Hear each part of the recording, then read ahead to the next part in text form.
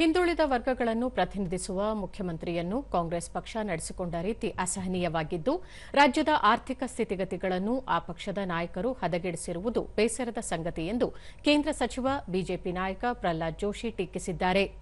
ಈ ಹಿಂದೆ ಕಾಂಗ್ರೆಸ್ ನಾಯಕ ರಾಜೀವ್ ಗಾಂಧಿ ಅಂದಿನ ಮುಖ್ಯಮಂತ್ರಿಯಾಗಿದ್ದ ವೀರೇಂದ್ರ ಪಾಟೀಲರನ್ನು ನಡೆಸಿಕೊಂಡಂತೆಯೇ ಇಂದು ಗಾಂಧಿ ಕುಟುಂಬ ಸಿದ್ದರಾಮಯ್ಯ ಅವರನ್ನು ನಡೆಸಿಕೊಂಡಿದೆ. ಕಾಂಗ್ರೆಸ್ ಪಕ್ಷ ರಾಜ್ಯದಲ್ಲಿ ಅರಾಜಕತೆ ಹಾಗೂ ಅಸ್ಥಿರತೆಯ ವಾತಾವರಣ ಸೃಷ್ಟಿಸಿದೆ. ಸಿದ್ದರಾಮಯ್ಯ ಅವರು ವಿದಾಯ ಭಾಷಣದಲ್ಲಿ ರಾಜ್ಯದ ಸಂಪತ್ತು ಬರಿದಾಗಿದ್ದನ್ನು ಪ್ರಸ್ತಾಪಿಸುತ್ತಾ ಕೇಂದ್ರ ಸರ್ಕಾರದ ಮೇಲೆ ಆರೋಪ ಹೊರಿಸಿದ್ದು ಆಕ್ಷೇಪಾರ್ಹ ಎಂದು ಪ್ರಹ್ಲಾದ್ ಜೋಶಿ ತಮ್ಮ ಸಾಮಾಜಿಕ ಮಾಧ್ಯಮ ಖಾತೆಯಲ್ಲಿ ಹೇಳಿದ್ದಾರೆ.